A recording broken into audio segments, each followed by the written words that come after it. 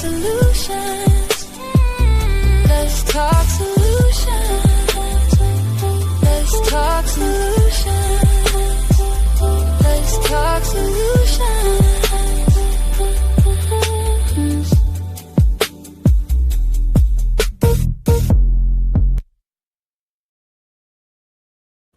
What up, everybody? Peace and blessings, grace and peace.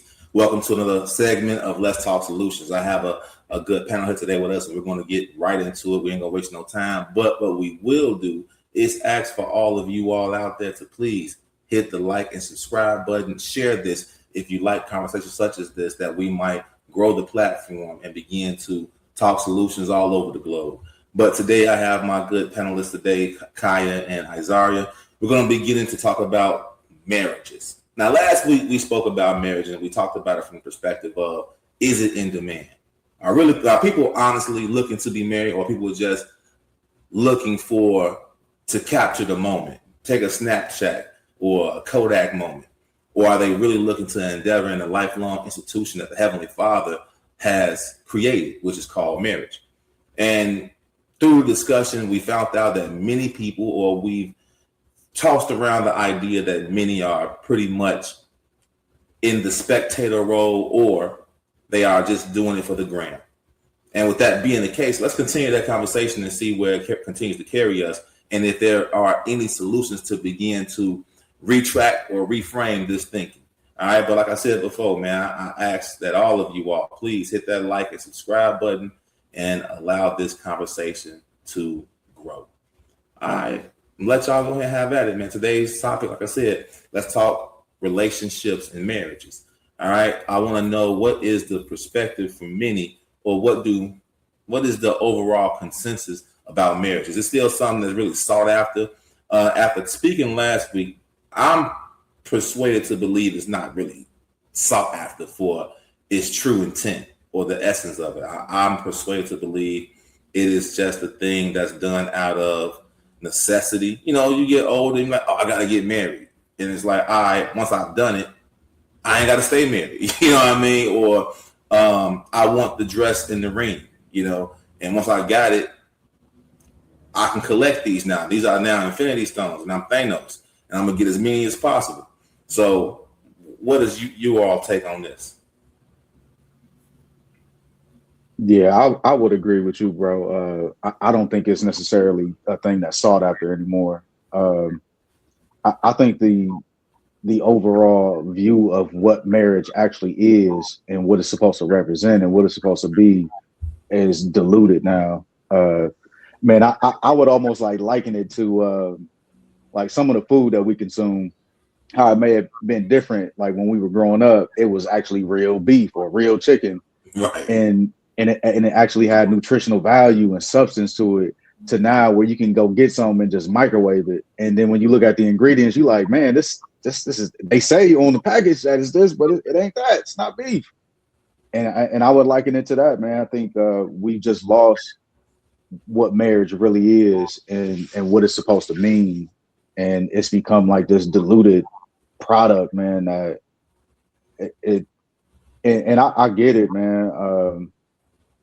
I think a lot of the younger generation have been conditioned to think this way by some of the older generation. And I say that just based off experience. Just like a quick story I'll share with you, man. Maybe like two. Man, it was a gathering I was at, and I had a conversation, man. It was an older woman. I want to say like Gen X. Maybe I don't know if it's Gen X or whatever the case. She was a little bit older. I'll say like late 40s maybe. And I had a conversation. It was me, her, and another young lady. And the other young lady is, early 20s. And for me to hear this come from this older woman, bro, I was like in awe. And part of me wanted to shut it down, but then I'm like, I wanted to keep going. I want to hear exactly what she got to say. And she was actually instructing the young woman so I'll say it like this. I'm instructing the young woman. I said, man, you'll make a good wife. It was just something that I seen in her that she had done. I was like, sis, she's gonna make a good wife. And she cut me off, the older woman, to say, no, sis, don't get married. You young, you 20 something. man, you need to go out and have fun, do this. You need to explore and to live your life and all. And I'm like, all right, that's the very thing that dilutes what marriage is. Because in my mind, I'm like, I say, well, damn, sis, you can't travel and do all that stuff with a husband. You telling me that this woman got to be single to go do all of that stuff to enjoy her life? She can't do it with a husband, with a man. And she didn't have an answer for me. But I don't think people like that give that kind of advice, I don't think they understand the detriment in that advice. And what I mean is, okay, if the woman is going to do that, she decide, hey, I'm not going to even look. Any man that approaches me, I'm not going to have a marriage mindset. I'm not looking for that. If she takes that advice and actually applies it to her life, the damage that can do, because we're human. And when you become of age, you're going to want to have sex. Let's just be straight up. Like, it's the temptation is going to come. So what's that mean for that young woman? You can go from this guy to that guy, to that guy, to that guy. And then you're going to build all these different preferences and all, and where you pretty much dilute yourself. And it's like, I don't know if they think when you reach this point to, I'm fulfilled now. I done all the stuff. I done had fun. I done everything I wanted to do. Now I'm gonna go be a wife. And it sadly, it just don't work that way. And I think, y'all would agree, man. It I think a lot of it has been diluted by condition, man. So, but yeah, I don't want to go on too long. I'll yield the floor. I just want to jump in and say I completely agree. And it's so funny that you brought up that story because my mom actually had a conversation with a young lady a couple of weeks ago. Very similar situation, where she was telling this young lady, you know, go and enjoy your life, and I was very shocked that my mom was the one to say this. But I think that my mom was coming more from a perspective of find yourself, find out the type of person that you want to be now that you're an adult, you out of high school. Because I think this young lady was, I mean, fresh 20. So my mom, I think, was leaning more towards find yourself. Um, but I just wish that she would have specified inside of that. Don't find yourself too much. Don't go and travel the world and meet all of these men and you start sleeping with all of these different men. If you travel, find you somebody to travel with. That way you're not out here just being loose and free with everybody in the world. So I think that perspective is lost. A lot of older women that were previously married or have had parents that were married, they're now giving advice to this younger generation that's not good. They're telling them your happiness is the most important thing. If he don't make you feel good, then you don't need to be with him. And it's like, golly, like nobody's gonna be happy 24/7. Nobody's gonna have it easy. No relationship is easy. And I think that that's what's being portrayed, is especially through social media. I think that marriage is something that is, you do it for the gram, you do it for Facebook, you do it for threads or TikTok or whatever the case is. It's something that you want to show off to the world. Hey, here's my relationship and it's perfect. But behind the scenes, you and your spouse are terrible, horrible people because y'all didn't vet each other properly. Y'all didn't take the time to actually get to know each other. Y'all don't even know who you are individually outside of a marriage. So I think that people just need to stop giving advice, especially if you're not married. Don't give advice. Just keep it to yourself.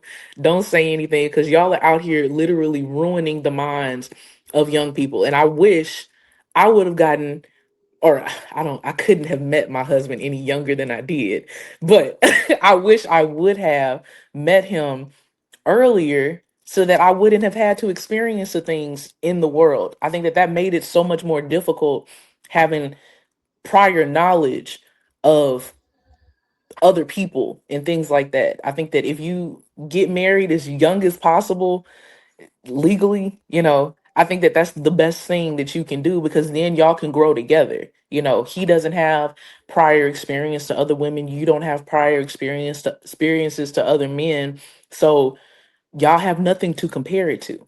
And it shouldn't be a comparison, but a lot of times it is, especially when you Mhm. have knowledge of someone else or something else, So that's just my take on it. I think that people need to stop giving advice and just shut their mouth sometimes, because people will say, oh, well, our grandparents were married and they had a horrible marriage, and my grandpa was out here cheating on my grandma and having babies. Yeah, but they stayed together. At the end of the day, they stayed together. And that's not the Mhm. case anymore. People give up so quickly. They're not willing to put in a fight for anything. The second things get hard and tough, they're like, oh no, I gotta jump ship. But I land.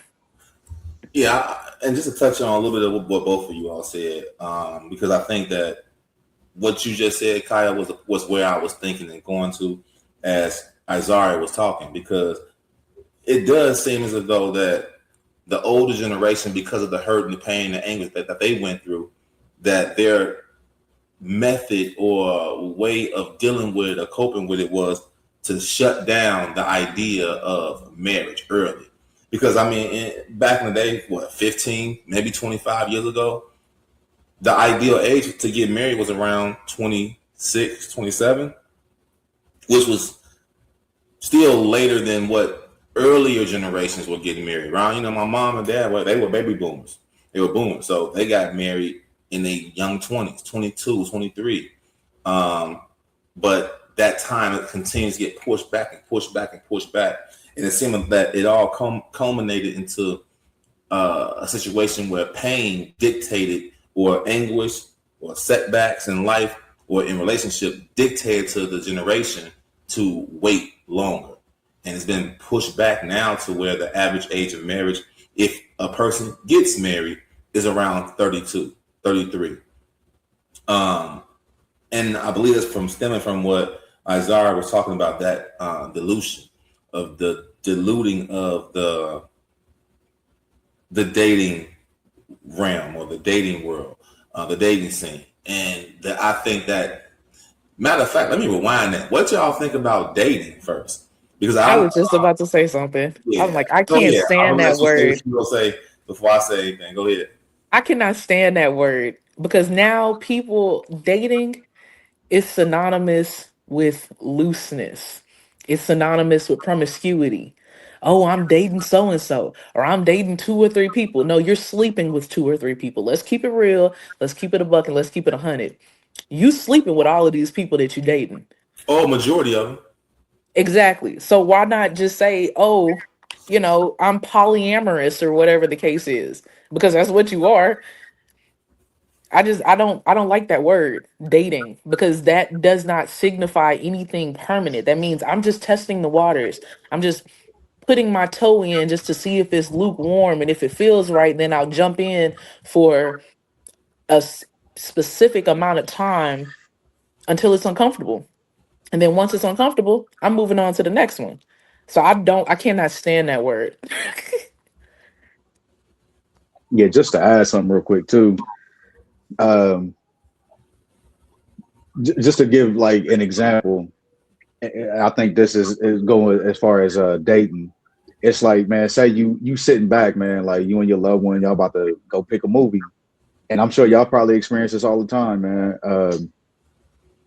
Because now it ain't like how when we were kids, where man, you get what you get. Like somebody might have had a VHS tape or something, but you ain't just streaming anything that you want. And it seemed like it would take about 5 years for a movie to get from the movie theater to home. And I think now, just like the dating world, is man, there's so many options available to us. There's so many different things and relationship types, and I can be this way, I can be that way. Where it's like that's another thing that I would say that's diluting everything, man. Almost like when you got access to just too much. And I know for myself, sometimes I'm picking a movie, and it'll be a lot of movies that I like. I'm like, man, ain't nothing to pick. Then you got all this stuff to pick. And that's So now that is the issue right there. And I think that both of you all are kind of on the same platform when speaking about this. I think, in my personal opinion, dating is just whoremonger. It's just a way to be a whoremonger. And it's just a way for a woman to be a harlot. So Neither one of them are good terms. It's not a good term to be a whoremonger, even though men have taken that term and made it something to be a good thing. It's not. Man has taken that and went left with it. It's the wrong term. And we already know that being a whore is not a good idea. It's not anything that any female wants to be known as. But that's what dating does. Dating sets you up so that you get into the groove of quitting. You have not practiced how to be long term with someone. You're not entering into dating thinking I'm marrying this person. That's not how dating is set up. It's not set up where, oh, I'm dating this guy so that I can be married. It's set up so that I'm dating this person so I can find what's wrong with them and leave them at some point. You know what I mean? It's not so that we can be together to marry. And I'll take it a step even further. Dating has really cultivated the ground of today, or dating has cultivated the space today where if you meet someone and you only last 2 weeks, you can just say that we were dating. When he took me out a few times, or I went out with her a few times, and that was a string of dates that ended one night where we had sex and I didn't like it. So I tossed him, or I tossed her. And that's just how I go. And now I'm going to move on to the next and date the next person. So, and date the next person after that, and the next person after that, until I find this unicorn that I'm looking for. Because if we're not looking, in my personal opinion, if we're not looking for a person that we can marry immediately, all we doing is going about inventing a person in our mind that we'll probably never find in real life. Or you've already found that person and you wrote them off. This was probably the person that has standards, the person that wasn't willing to just fall for the okie doke, that wasn't willing to just go along with your program.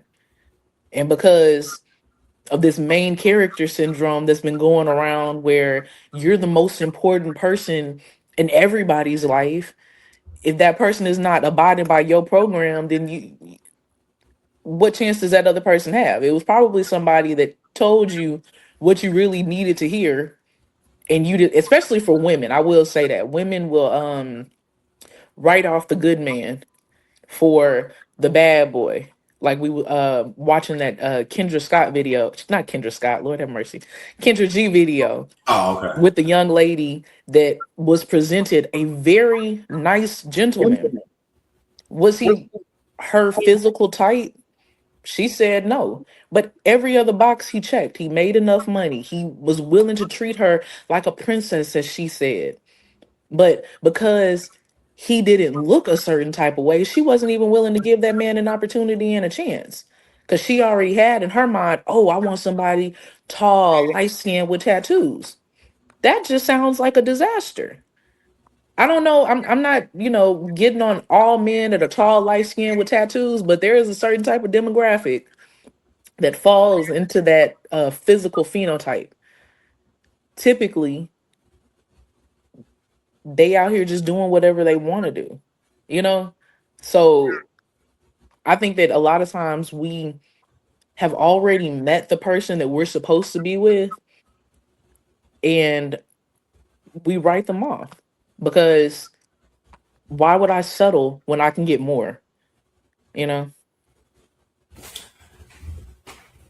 What you just said brought up to mind when you bring up the Kendra G show and the sister, how she made up her mind already on what she wanted, was unwilling to accept anything less.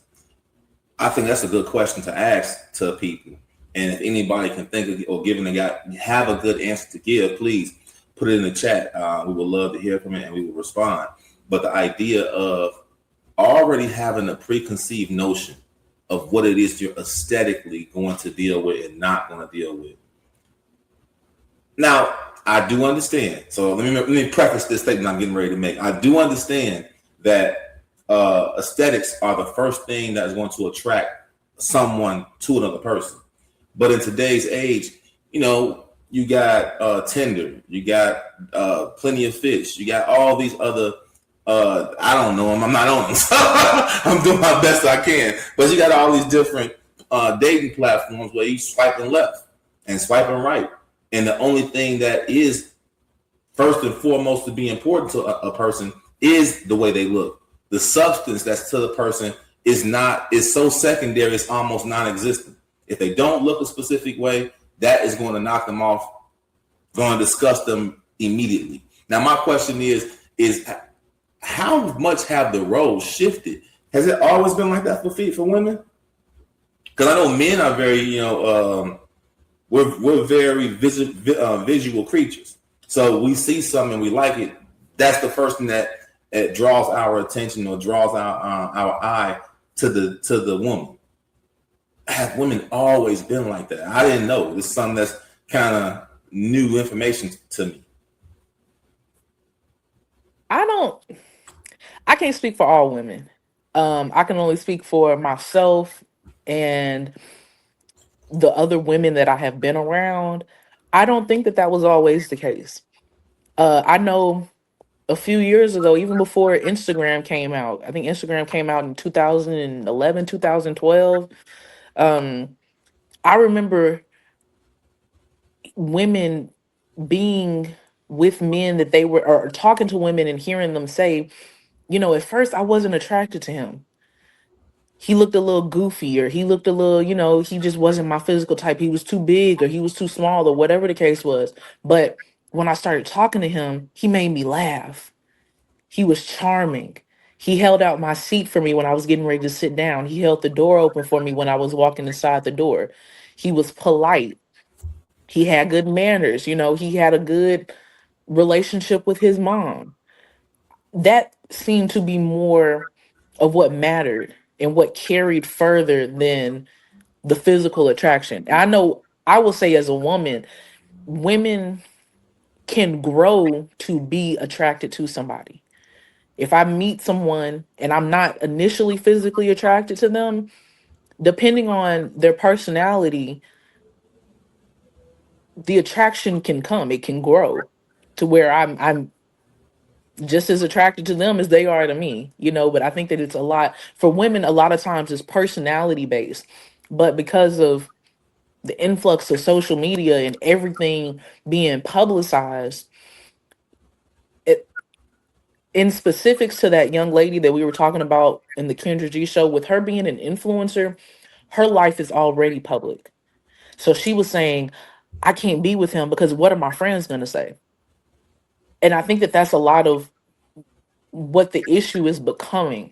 What is everybody on the internet going to say when I post this picture? Because the internet has allowed for everybody and anybody with a keyboard and a screen to have an opinion. Have we become that superficial? Yes, absolutely, 100%. What the internet has to say is going to dictate the terms of how my life is going to be, and Especially if the internet is paying your bills. If the internet is paying your bills and you're an influencer and you I'm get saying, in. but I know that that's the case, that there are influencers out there. But just speaking for the average everyday person, this cannot be the case where what the internet has to say is going to supersede what's going to be best for me. I don't think that it's necessarily what the internet has to say, it's what's being presented on the internet. When you go on Instagram or Facebook and you see influencers living a certain type of lifestyle and they look a certain type of way, you want to attain that. You want more of it. That instant, that's like, like it's kind of like the instant gratification, but not fully. It's just something that you see, you like it, everybody else likes it, so now you want a piece of it. I don't think that nowadays a lot of women are willing to settle. We've been fed this narrative that we can have anything. Anything that we want, any body that we want, we can have it. So why would I settle for a man with a beer belly when I can get a light skinned man with tattoos that's got 15 baby mamas? you know?